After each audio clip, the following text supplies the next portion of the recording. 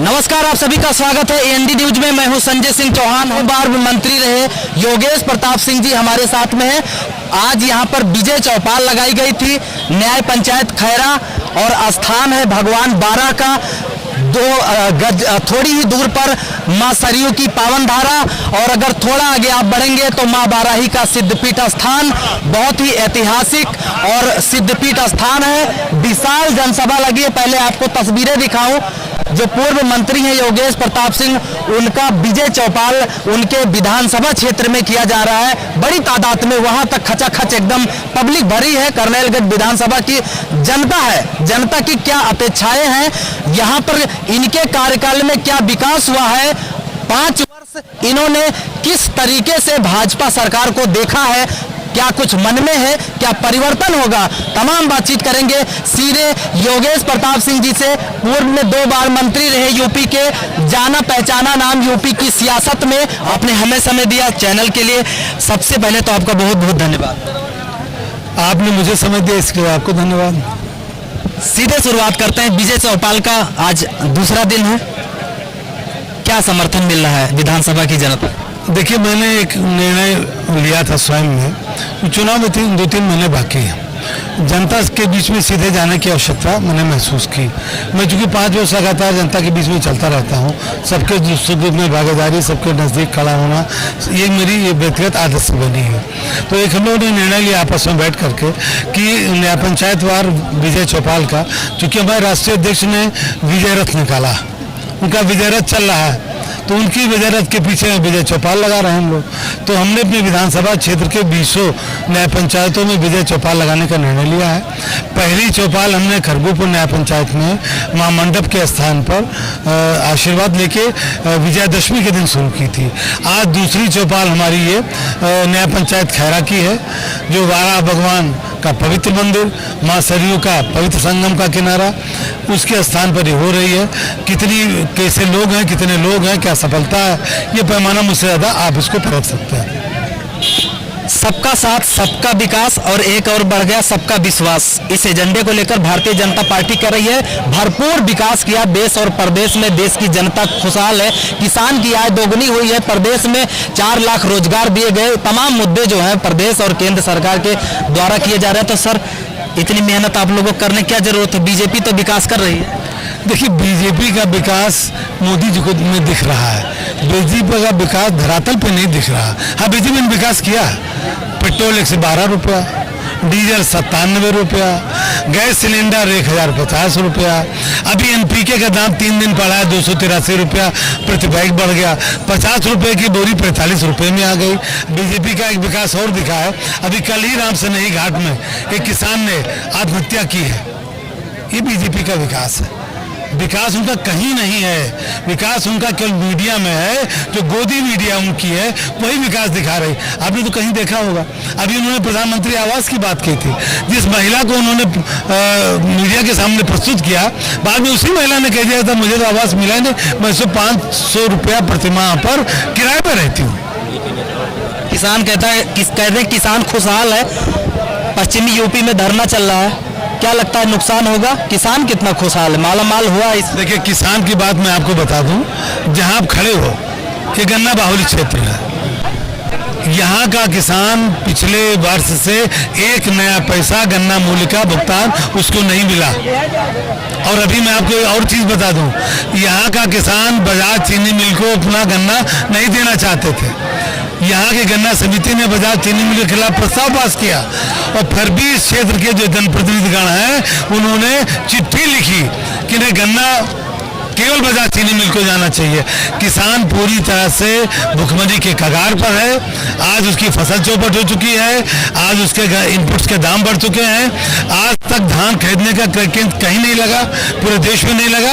उस सरकार की हम कौन सी बात करें जिसके लिए साल भर से किसान टिकरी बॉर्डर पर पड़ा, दिल्ली को घेरे पड़ा, और आप बजाय उनकी बात सुनने के आप सड़क पर कीले गलवाते हो, आप सड़क पर बाड़ लगवाते हो, आप सड़क पर तार लगवाते हो। ये कौन सी बात है?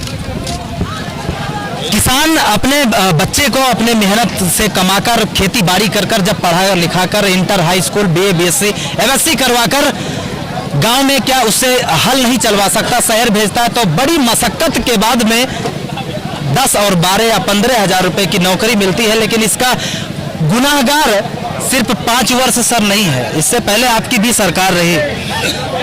गोदी मीडिया का हिस्सा न होने के नाते मैं सीधा सीधा निष्पक्ष तरीके से सवाल पूछना चाहता हूं। 5 वर्ष बीते हैं बीजेपी के, लेकिन पहले आपकी भी सरकार रही। ये बेरोजगारी आज ही नहीं हुई, पहले भी रही। सर इसको किस तरीके से देखते हैं? देखिए, मैं आपको 2 चीज़ें बता दूं। ये बिल्कुल सत्य है आपकी बात कि बेरोजगारी आज की उपज नहीं, बेरोजगारी शुरू से। लेकिन सवाल बेरोजगारी कितनी रही। हम बेरोजगारी नहीं दूर कर पाए थे, हम बेरोजगारी भत्ता देते थे। वो हमारा बेटा, वो हमारा भाई जो 10-10 रुपए के लिए माँ बाप के आगे, आप बताइए, आप भी पढ़े हो, मैं भी पढ़ा हूँ, MA और कोई प्रोफेशनल डिग्री लेने के बाद क्या माँ बाप के सामने हाथ फैलाने की हिम्मत पड़ती है? तो हमने बेरोजगारी भत्ता क्यों दिया? इसीलिए दिया कि हम रोजगार नहीं दे पाए। हमने रोजगार सृजन किया, रोजगार में आगे बढ़ाया। और आपको मैं बता दूं, उस समय का आंकड़ा, आज जो स्थिति है बेरोजगारी की, क्या उस समय हम लोग समझते नहीं थे? आज बेरोजगारी 43% हो चुकी है, जो आज के 70 साल के इतिहास में कभी नहीं थी। बेरोजगारी बढ़ी, इन्होंने कहा था 2 करोड़ को हम रोजगार दे देंगे, 2 नौकरी दे देंगे। और पराकाष्ठा तो जब हो गई, जब लखीमपुर में किसान रौंदा गया, ये कभी किसी ने नहीं किया। योगी जी ने कहा है जांच होगी, मुआवजा भी दिया, सरकारी नौकरी। आप एक चीज बात हो, मार दो मुआवजा दे दो, मार दो मुआवजा दे दो। ये काम तो लखनऊ से शुरू हुआ था, जब एक क्या नाम था उसका, उसकी हत्या हुई थी, जो LIC का कर्मचारी था, उसकी मौत हुई, सिपाही ने गोली मार दी, 50 लाख उसको दे दिया। बीजेपी कहती है एक बार अगर जो अयोध्या गया, राम मंदिर में मत्था टेका, आने के बाद में सीधा झटाक मोहर चूर हो जाएगी फरवरी में। भगवान श्री राम सबके आराध्य हैं, और जो वहां जाएगा उसको ये भी याद रहेगा कि 2 करोड़ की जमीन 18 करोड़ की राम जन्मभूमि में लोगों ने खरीदी है।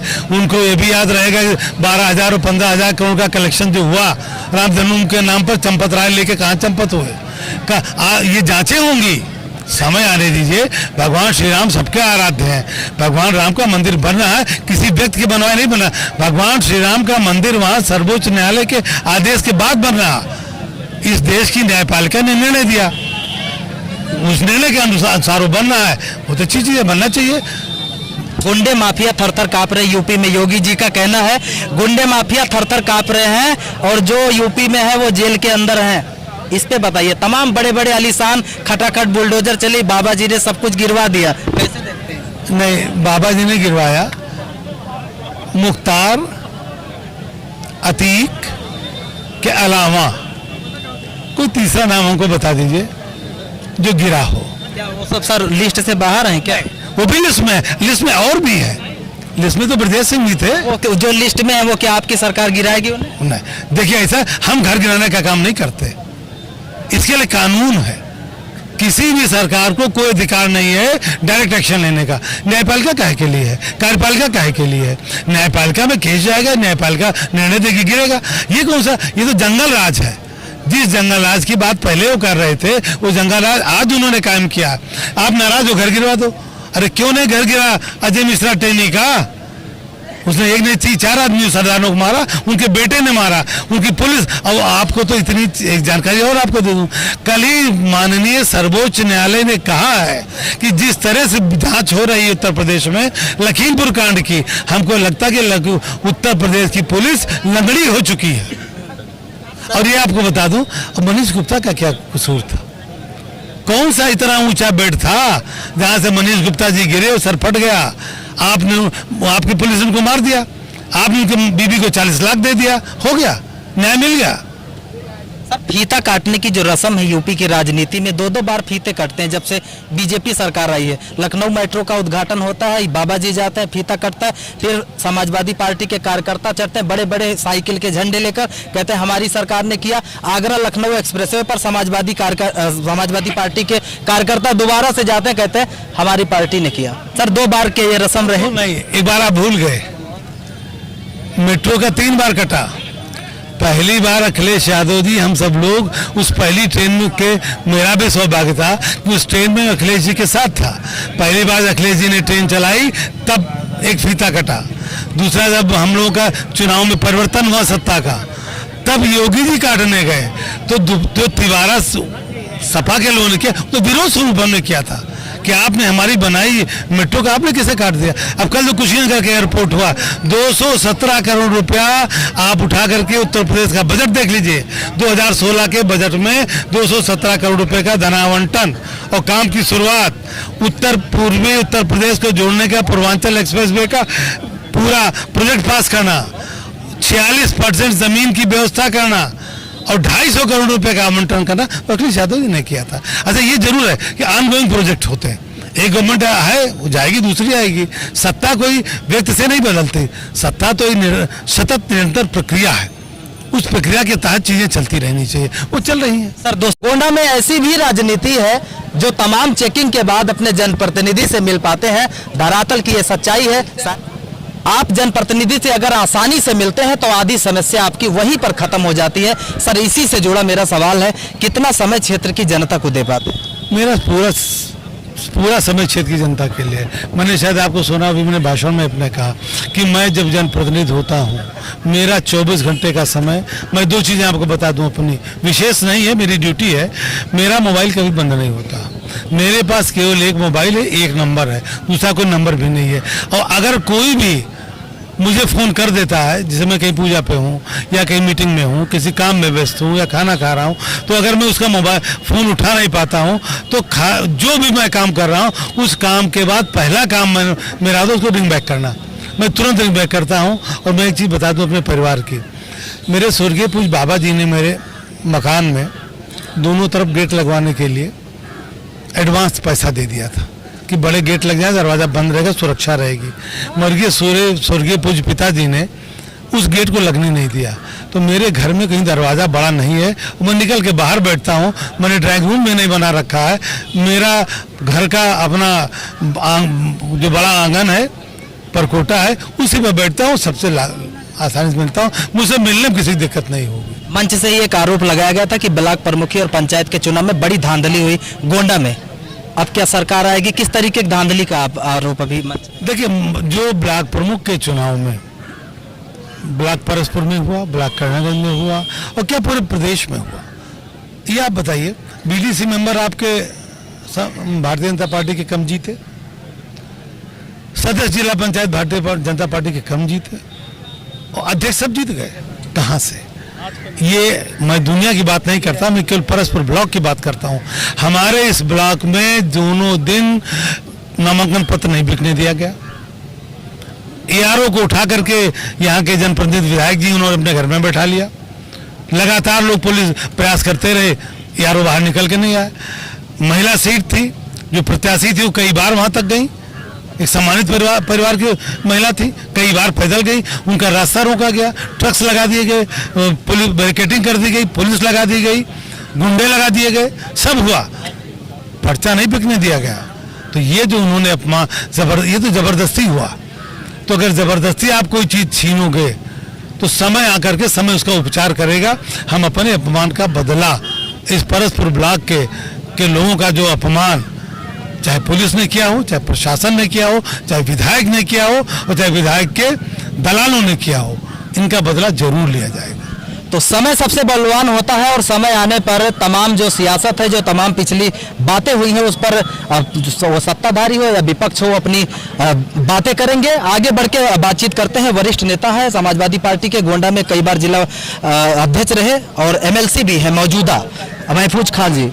सर, परिवारवाद वोट जनता किसको देकर दे? इस वक्त जनता, ये जो भारतीय जनता पार्टी ने, अभी मैं कह भी रहा था कि इनका मानना है कि एक झूठ को 1000 बार बोलो और जब तक वो सच न साबित हो जाए, तो सिर्फ झूठ बोलकर इन्होंने कि अच्छे दिन आएंगे, महंगाई दूर हो जाएगी, किसानों की आमदनी दूना हो जाएगी, सारे 15 लाख खाते में चले जाएंगे, सारे झूठे सारे वादे करके 1 सर के बदले 10 सर लाएंगे, ये करेंगे वो करेंगे, ये सारा झूठा वादा करके वो जनता को इन्होंने ठग कर वोट ले लिया। आज महंगाई चरम सीमा पर है, आज जनता तराह तराह कर रही है। आज यही नौजवान जो भाजपा का झंडा लगाकर गांव-गांव घूम रहा था, आज जब वो पेट्रोल छोड़ाने जाता है तो उसके कलेजे से पूछो उतार दिया उन लोगों ने, सारे भाजपाई झंडे उतर गए। और यही हाल है डीजल का, उसका भी दाम बढ़ गया। सारे किसान ट्रैक्टर जुताई और सिंचाई सारे महंगे हो गए, सारे ट्रक भाड़े महंगे हो गए, सारी महंगाई आसमान पर चली गई। तमाम कड़वा तेल का दाम बढ़ गया, सारी महंगाई आसमान पर। ये गैस सिलेंडर ये बांट रहे थे कि हम फ्री बांट रहे हैं, फ्री तो नहीं बांट रहे, झूठ तब भी बोल रहे थे। जो सब्सिडी आ रही थी उसमें वो काट रहे थे, और जब सब्सिडी से पूरा उस पैसा उनका अदा हो गया तब सब्सिडी देना शुरू कर दिए। मगर उस वक्त जैसे रिलायंस ने पहले अपना जो है सिम कार्ड फ्री बांटा था, इसी तरह इन्होंने बांट कर और फिर उसके बाद एक बैग 1000 रुपया कर दिया, तो ये जनता को ठग लिए। आज सारे गैस सिलेंडर सारे गरीबों ने उठा के रख दिया है, अब वही लकड़ी इधर उधर बीन के अपना चला रहे हैं। तो इस तरह सारी महंगाई आसमान चल रही है, जनता तराह तराह कर रही है। और इस बार सबसे ज्यादा ये महंगाई का मुद्दा और ये किसानों का मुद्दा चल रहा है, जो इन्होंने किसानों के ऊपर चला दिया, गाड़ी दौड़ा दिया। इतना बताइए, अंग्रेजों के जमाने से भी ज्यादा क्रूर हो गए हैं।